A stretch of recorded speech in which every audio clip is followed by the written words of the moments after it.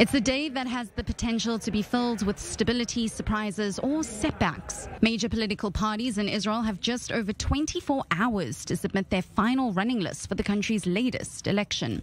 And that means it's also the final hours for last-minute mergers, deals, defections, and spot jostling.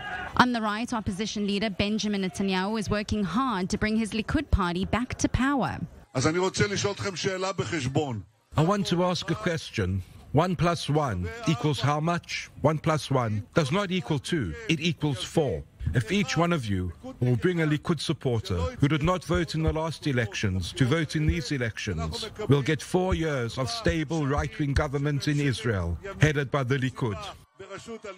Apart from his voters, Netanyahu succeeded in convincing the far-right parties of Noam Religious Zionism and Otzma Yehudit to agree on a joint run. He also managed to prevent the split of ultra-Orthodox party United Torah Judaism. Meanwhile, more to the center, Defense Minister Benny Gantz's National Unity Party, with main faces former Justice Minister Gideon Sa'ar and the former IDF Chief of Staff Gadi Eisenkot, became the first major faction to submit its list of candidates to the Knesset.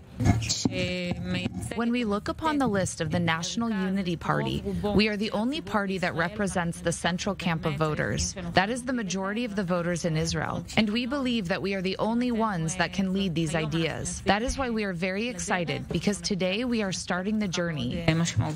On the left, the Labour and Meretz parties, who were urged to run together by Israeli Prime Minister Yair Lapid, are likely still running apart. This even after Lapid warned them that if one of them fails to pass the electoral threshold, Netanyahu will for sure become the next prime minister. The parties, however, are united in not being part of a coalition aligned with Netanyahu, as is the opposition leader's former ally and head of the secular right-wing Yisrael Beitenu party, Avigdor Lieberman, who has recently launched a scathing attack against Netanyahu. The man is simply the scum of the human race, who has no red lines, and it's clear that he understands very well that all that stands between him and the government is Avigdor Lieberman.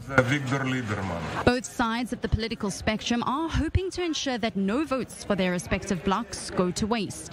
Israeli voters have held the same hopes in previous elections, but as this is Israel's 5th election in 3 years, it appears that the parties may have a bigger problem on their hands: getting the voters to the polls.